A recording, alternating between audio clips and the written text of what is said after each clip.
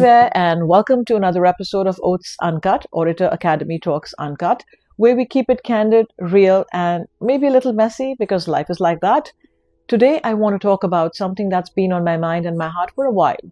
It's this idea of surrounding ourselves with things that speak to us, that add value, not noise, that warm our hearts and not weigh us down. We live in a world where it's so easy to get swept up in the latest trends. Social media tells us what we should want and what we should do. As a young child, I remember the TV commercials that fascinated me, and sometimes they still do actually. They were catchy and fun and very persuasive. One specific one I remember was of a laundry detergent that showed one guy enviously looking at the whiteness of another guy's shirt. And then there was another commercial about a television whose tagline was, "Neighbor's envy, owner's pride." Folks who grew up in India in the 1980s would know this. Other people's lives and possessions and accomplishments seem to have become the yardstick of our own. And before we know it, we are collecting things and sometimes even people that don't reflect who we truly are, but rather who we think we should be. So what is really happening? Are we losing our sense of self by focusing on others so much? I think the truth is, not everything that glitters is gold and not everything that's popular is meant for us. I remember visiting Reverend Vosler's home, and he had a wall of rolling pins that he had gathered from all over the world. He and his wife were fascinated with dough, kneading dough, rolling dough, and when they traveled, they love to travel too. When they traveled and they saw these different kinds of rolling pins used in different parts of the world, they were fascinated. And they had quite a collection. Imagine a big entire wall filled with rolling pins. They were all hanging, so beautifully displayed. There was another small cabinet in which he had collected bells from all over the place. And it's fascinating that we have so many things in common. We, as in people of the world, have so many things in common that we use maybe differently. Maybe we create them differently and use them differently too, but the purpose is the same. We all use dough, we all knead it, we all roll it, we all eat it. So that was a beautiful, I thought, story that the wall had that was uniquely him. I had never seen that before. Another is about my friend Ash Rajan, who's been on my podcast. He loves to travel. He and his wife love to travel. They've traveled widely all over the world, and they have also collected a lot of stuff. Now, this couple also has a very keen eye for stuff of beauty and stuff which has a story. I remember the first time I went to the Rajan's family home, the stories behind everything on the wall were fascinating. The paintings that he had collected, the porcelain, the chinaware, the furniture that he may have either imported from somewhere or had bought it from the US, but he looked for a particular style which had a story. And they have also collected a lot of stuff. So again, all that defined him. He was not following a particular person or trying to fit in.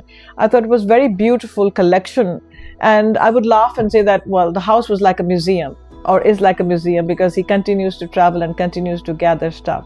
In my room, the room that I work in, I have walls full of quotes that inspire me. They're not just random pictures on the wall. They are pictures that add value. It is my Zen space, and whoever comes in that space actually feels the energy that I am trying to create, that I enjoy myself. So again, I'll share those pictures with you. Wall of inspiration, I call it. And there are some very selected pictures of friends and family, and some which are not friends and family. For example, on one of my trips to India in the state of Rajasthan, I was visiting a fort where there were a lot of these fruit vendors selling a fruit called custard apple. It's quite delicious. They were all selling that because it was in season. They were literally sitting right next to each other with their baskets full of custard apple, covered with a sheet so that it would not be exposed directly to the sun, and selling their fruit. There was this one lady who was rather elderly. I think she was the oldest of the pack. And you could see from the wrinkles on her face, she was also sitting with her basket of fruit. And what fascinated me and what drew my attention to her was the fact that there seemed to be a spark in her eyes, and she was dressed so beautifully from head to toe. The people in the villages, these women from the villages, they wear a lot of jewelry, a lot of silver jewelry, and she was laden from head to toe. She had something on her head here. She had a neck piece. She had arms full of bangles till here. She had her anklets. It was just phenomenal to see all the stuff that she was wearing at that moment. She had dressed herself up to present herself to her customers. So beautiful. And I felt so special looking at her that way, that she had made the effort to dress up for her job, like we all dress up for our jobs. And so that attracted my attention. She was actually far better dressed than many other younger sellers sitting next to her. So I, of course, wanted to capture that moment and save it for memory. So I looked at her and I said, photo, photo. And she looked at me and gave me that smile with the spark and twinkle. And she said she wanted money for the photograph. I was so amused. I wanted a picture so badly at that point because I just loved the attitude, the energy, and the appearance. So I had a picture with her, which I'll share with you as well. Then I was walking down the streets of Charleston, South Carolina with my family, and I bump into this gentleman walking his dog. He and his dog both had these cool reflective shades on. I had never seen that sight before. So of course I'm amused and I want to make conversation because that's what I am. If I like something, I'll talk about it and I'll mention it.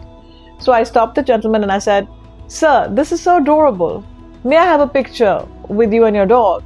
So he looked at me and he smiled and he said, "You want a picture with my dog, really? Not with me, I know that. You can have a picture with him. Give me your camera, I'll take it for you." So he had the dog pose with me and give me a beautiful memory of a picture. I have that in my room as well because whenever I look at that picture, it makes me smile. The dog had a name. He has an Insta handle apparently. It's called Charleston Max. I hope it's still there.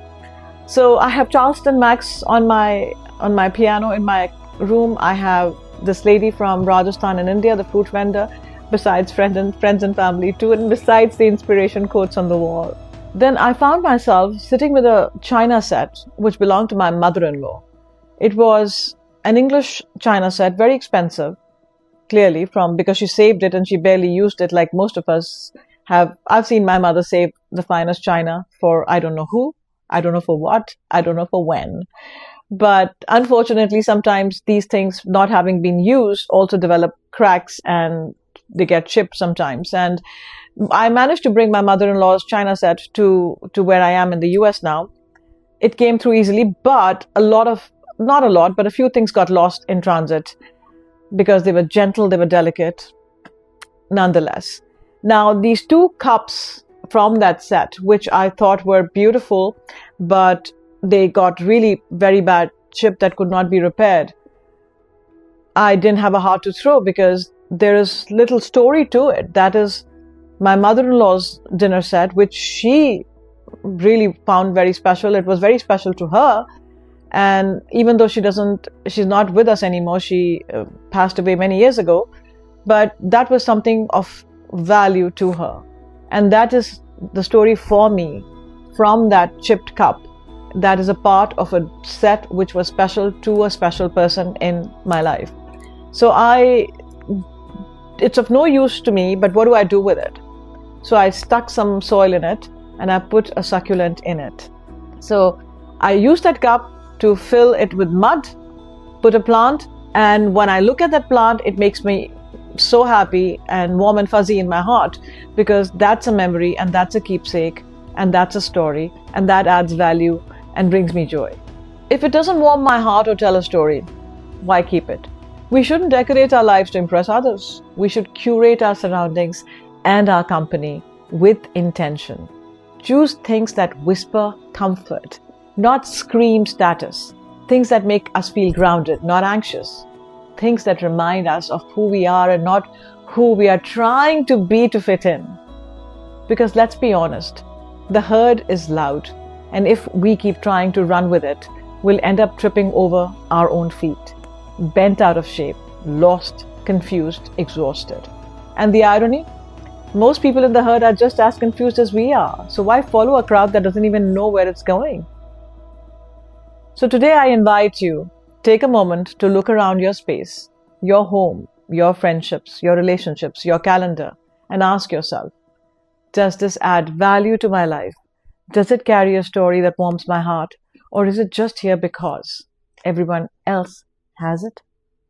And if it's the latter, maybe, just maybe, it's time to let it go. And as we indulge in spring cleanup and as we declutter our homes and offices, let's also declutter our minds and lives to create clear, sacred space that is autonomous to us. Create a life that's intentionally ours, not Pinterest perfect, not influencer approved, but soulfully curated. Because life is too short to live someone else's version, isn't it? This is your reminder from OATS Uncut to live honestly, love deeply, and surround yourself with stories that matter. If this has resonated with you, share it with someone you love, or better, start a conversation about it. Until next time, keep it real, keep it you, because that's beautiful. Your book is unwritten. Start today. Take care, stay safe, stay well. Remember to love and laugh, and have a blast. We shall meet again soon for the next episode of OATS Uncut. Stay tuned.